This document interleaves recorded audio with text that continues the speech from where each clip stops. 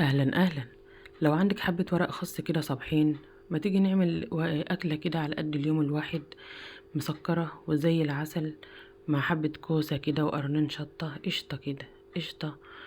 تعالوا نشوف المقادير. مش المقادير كمان، انا اصلا ما كنتش عامله حسابي يا جماعه ان انا اعمل محشي والله. انا كنت جايبه وركين، ولقيت واحده تحت بتبيع خس. كنت جايبه 3 ربط. يعني انا اصلا لو كان نيتي ان انا اعمل معاكم خس، يعني محشي، كنت نضفت الخس معاكم وبتاعك من انا منضفه الورق ده، وانا اعمل بايه؟ ومستخسره بقى ايه احطه في الفريزر. الله بقى لو حبه محشي كده صابحين. قمت قلت ايه، انا عندي كمان حبه كوسه. فاكرين من يوم ما كنت عامله التورلي كنت خدت من الكيلو ده كوستين، كنت بعت ابني جاب الكوسه كيلو كوسه وخدت منه كوستين. تمام، واتبقى دول. قلت الله، محشي وكوسه وعندي شطه، ده قشطه كده. اقوم اعمل حبه محشي كده على السريع على قد اليوم، وانا عندي وركين. ونعمل حبة محشي كده على قدنا كده في يوم واحد، يخلص بسرعة بسرعة كده. انا ما بعمل محشي بحب اعمله ايه في على يومين. تمام، بس مش مشكلة. دون حاجة كده على السريع. لان الخاص اما بيبقى صابح كده غير ما تعيني في الفريزر خالص ما شاء الله. انا طبعا اورت جبت الكوسه وعملتها معاكم كده بالسكينه المشنشره، بتبقى شكلها حلو قوي يا جماعه. وقشرتها وغسلتها وقمت ايه هقورها بقى معاكم. طبعا مش هقورها معاكم كلها انا، يعني كام واحده كده. المقورة دي جميلة قوي يا ولاد، من ورا فيها زي القشارة. شايفين بتعمل الجميل. كنت جايباها يجي من سنة كده ولا من سنة ونص ب10 جنيه، جميلة قوي. انا هعمل طبعا الكمية وهرجع لكم.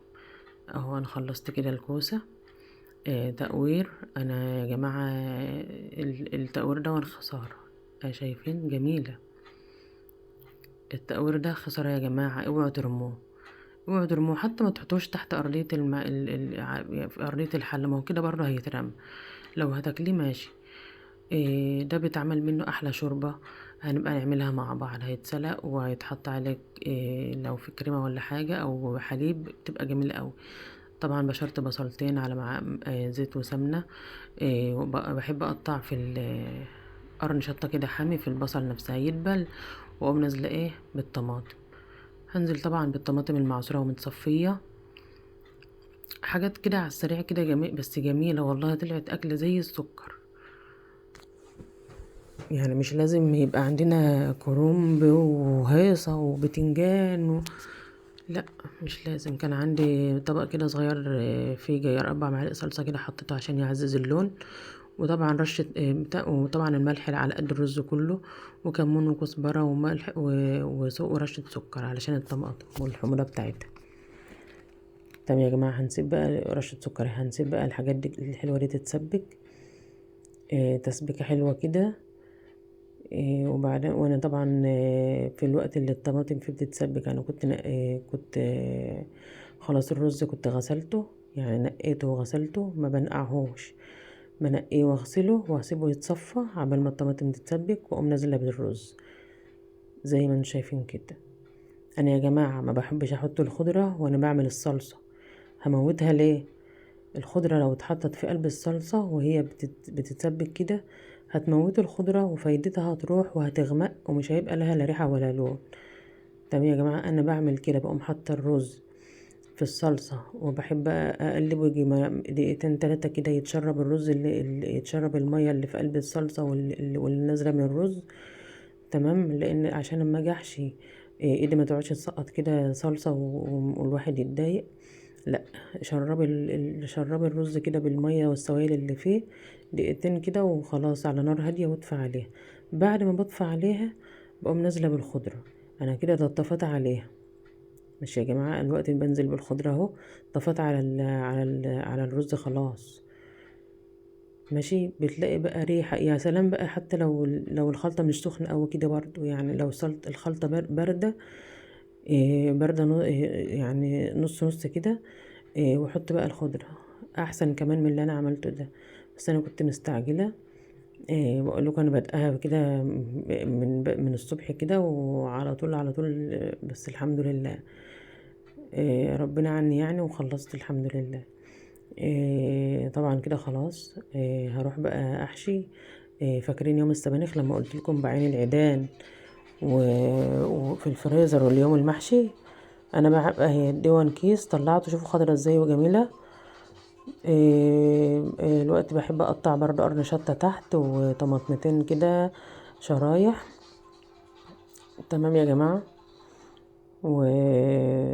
وبحب اظبط الدنيا كده من تحت علشان ما يتلسعش مني.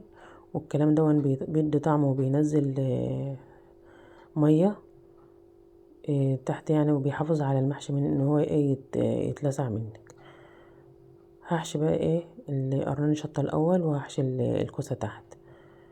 تمام يا جماعه. وادي الخلطه، وده خاص يا دوبك الميه غلت بمعلقه ملح، وقمت مسقطه كده في الميه المغليه وطلعته تاني. في ناس بلاقوهم حاطين الخس ده على الحبل ما عمريش عملت الحركة دي. الواحد مش ضامن دبانة تيجي عليه ولا ناموسة ولا اي حاجة وحشة. ليه؟ على ايه يعني يا جماعة؟ ما في حاجات كده الناس بتعملها ومش مفكرة انها صح. ايه تمام. ادي شوفوا قرن شطة زي العسل ازاي. وهنعمل بقى بقية الكوسة. الكوسة يا جماعة المفروض تتعمل في الزيت، تتلوح في الزيت الأول. شايفين؟ جميلة. المفروض الكوسة تتلوح في الزيت الأول وكمان طعمها بيبقى أحسن من كده. بس أنا علشان الدهون ما كترش دهون، أنا حبيت أعملها كده يعني. وبعدين ده يعني دي طريقة صحية. هو المحشي أصلا كده كده بيتخن، فمش ناقصة مش ناقصة دهون. انا كده خلصت الحله اهيت يا جماعه. طبعا رحت قعدت بقى وخلصتها وجبت لكم على الجاهز كده. شايفين؟ جميله ما شاء الله. ودول اتبقوا مش هرمهم طبعا ولا احطهم في الفريزر. لو حطيتهم في الفريزر بيبوشوا، ولا طبعا هيترموا، حرام. هبقى اجيب كيلو بتنجان واقوره واعمله يوم يا دوبك على قد كيلو بتنجان. ترميش حاجه، حرام الحاجه خساره. ماشي. انا دلوقتي خلاص هروح اطبخ اعمل الوركين. انا جبت وركين هروح اسلقهم. هحط طبعا، انا حاطه حبه ميه يتغلوا. هحط معلقه سمنه مش كامله يعني، لان المعلقه دي كبيره فهي يعتبر معلقه سمنه. والخضار بقى هنزل بالجزر والبصل ونص طماطميه كبيره كده وورق اللورا والحبهان. الحاجات دي بتدي نكهه قوي جميله للشوربه يا ولاد. غلت هقوم نازله بالوركين. ما شاء الله. طبعا محلول النقع اللي انا بعمله وبسم الله ما شاء الله، نظافة ومصفياها ومظبطة الدنيا. هيستووا بقى وهقوم واخدة، هحط طبعا الملح ورشة سكر وحبة فلفل اسمر بس.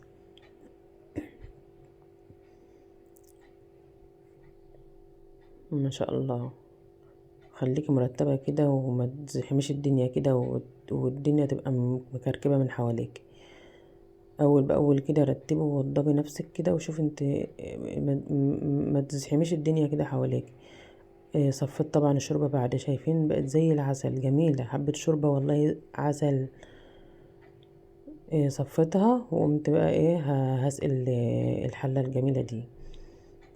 طبعا ما ننساش ان الخضار تحت هينزل سوائل، والكوسه كمان هتنزل ميه. الكوسه بتنزل ميه يعني، ما تزودوش الميه الميه كتير على المحشي بتاعك طالما فيه كوسه. الكوسه بتنزل نسبه ميه كتير. اعملوا الحركه دي يا جماعه. شايفين؟ مش على قد ان انت تلف الحله كده بس وخلاص، لا، ارفعي الحله شويه وهزها كده بايديك الاتنين كده. هتلاقيها اتغلغل كل السوائل دخلت كده في قلب المحشي وشيء ولو عشان بحيث لو تعرفي ان عايزه كمان ولا مش عايزه. الكوسه هتنزل ميه فهتزيد شويه.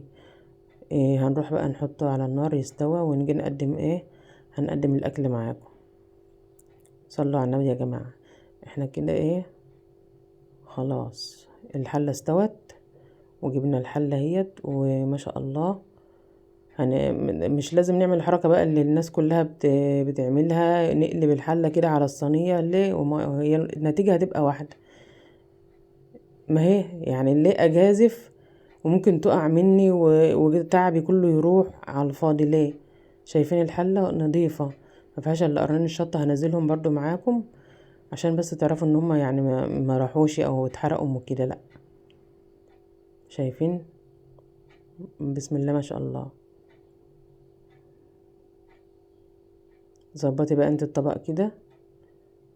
يعني انا مرة شفت، شايفين الحلة جميلة، مرة شفت واحدة، هنزل بقى انا الفراخ الوركين استووا طبعا، بحب احطهم في الشواية ياخدوا لون، ما بحبش بقى اعمل في سمنة بقى وزيت وكلام من دون واقلف في الكلام ده، لا. انا بحب احط بقالي كام سنة معتمدة الحركة دي.